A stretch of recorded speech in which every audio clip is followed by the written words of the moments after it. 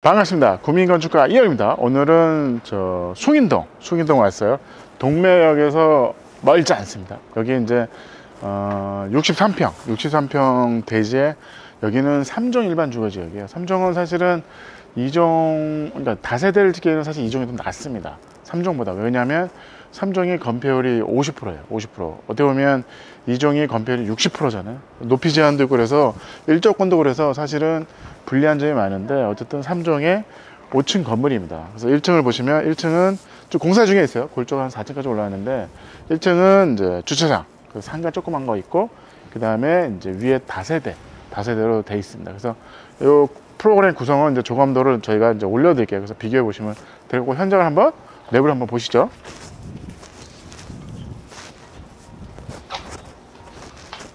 네, 들어오면 여기 이제 1층이죠. 1층은 이제 주차장입니다. 주차장이 이제 하나, 둘, 셋, 넷.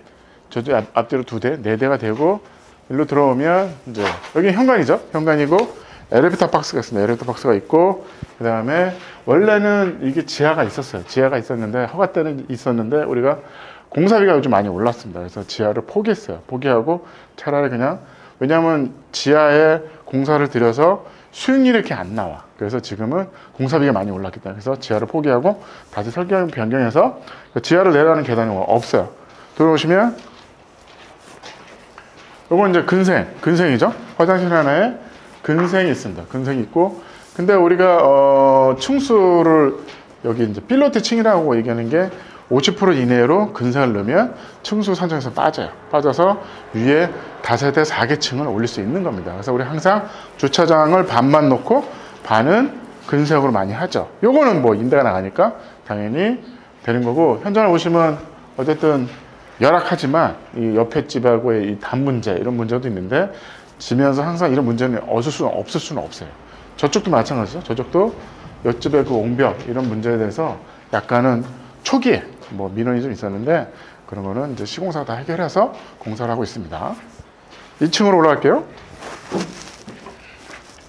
2층에 올라가면 요게 엘리베이터실이고 계단이잖아요. 그래서 요 층에 현관이 3개 있습니다. 그러니까 투룸이 3개가 있는 거죠. 그래서 보시면 들어오면 여기는 화장실이고 방이 2개고 주방, 식탁. 어떻게 보면 우리가 요즘 지금 서울 시내에 짓고 있는 투룸이 대부분은 거실이 따로 없습니다. 그러니까 전용 면적 한 10평에 방 2개에 주방, 테이블만 있는 거죠.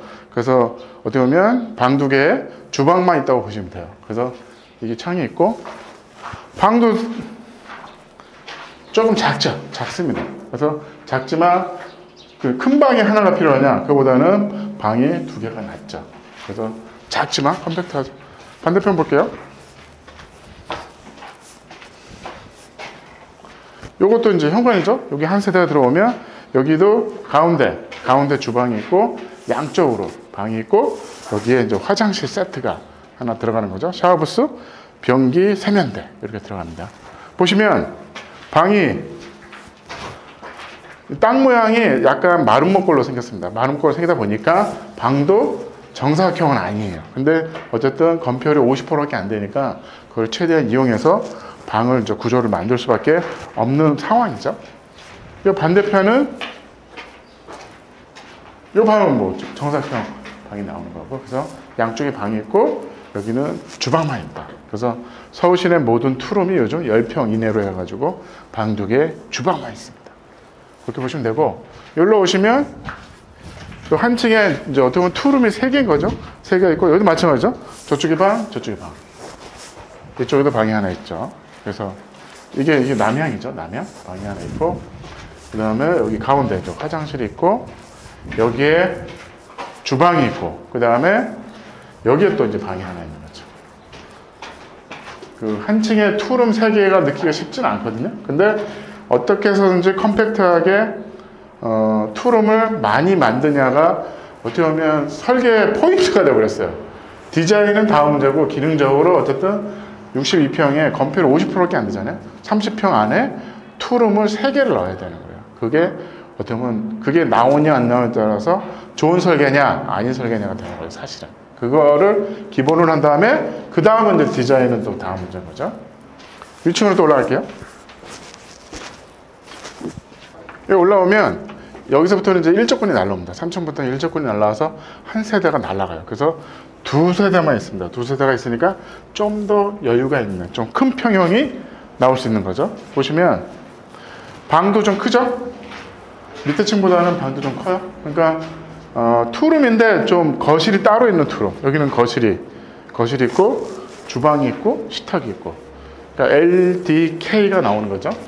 그 다음에 이 방도 요게 이제 1조권, 최근 1조권이 이제 날라오거든요. 거기서 이제 2분의 2격을 해야 되잖아요. 그래서 이런 사면이 나오는데 이 사면도 최대한 이용해서 이 공간을 만들어야 되는 겁니다. 어떻게 보면 나쁘지 않죠?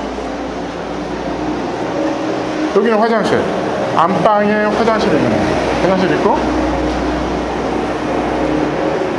여기도 화장실이 하나 있고, 그러니까 어떻게 보면 화장실이 두 개인 겁니다. 두 개인데 재밌죠?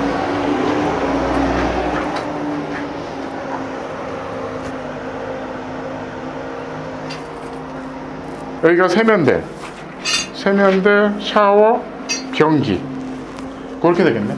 세면대, 샤워, 변기, 이런 구조에서 되게 모양이 이상하게 생겼어요. 근데 어쩔 수 없습니다.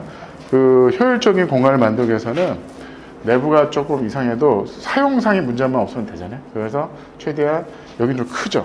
방 2개, 화장실도 2개, 거실하고 주방이 따로 있는, 그래서 좀 큰 거. 왜냐하면 여기서부터는 일조권이 날라오니까 한 세대가 줄었잖아요. 두 세대만 놓으면 된다. 반대편 볼게요. 반대편도 마찬가지로 크죠. 저쪽이 주방, 그 다음에 여기가 식탁을 넣고 작지만 거실이 나오는 거죠. 거실이 나오고 이쪽으로 들어가면 양쪽에 방이 하나, 2개, 3개가 나오는 거죠. 방이. 그래서 방이 3개입니다. 보시면 여기 방. 이거 너무 작은 거 아니에요? 근데 이거를 터서 큰 방 하나로 할 거냐? 그거보다는 차라리 작은 방 2개가 낫다. 하나는 여기도 작은 방이 또 하나 있죠. 작은 방 하나 있고 경사지죠. 경사진 거에 유리창을 답니다. 그래서 어떻게 보면 방이 3개니까 방 하나는 그럼 드레스룸을 놓을까? 그것도 가능한 거죠. 여기가 주방 기구가 오고, 어떻게 보면 화장실이 여기 있고 화장실 세트가 여기 있고, 그래서 여기는 화장실 하나에 방이 3개인 거죠. 저쪽은 화장실 2개, 방이 2개. 방이 더 큰 거 좋다. 저 세대를 얻으시면 되는 겁니다. 여기는 이제 4층입니다. 4층부터는 뭐 일조권도 날라오고 막 이게 약간 점점 줄어들어요. 줄어들어서 그런 저쪽으로도 저 채광에 대한 사선 자리도 날라옵니다. 정면도 그렇고. 그래서 되게 복잡하고 재밌는 공간들이 나오거든요. 그거는 다음 영상에 추가로 또 영상을 올리겠습니다. 오늘은 여기까지. 국민건축가 이현우였습니다. 감사합니다.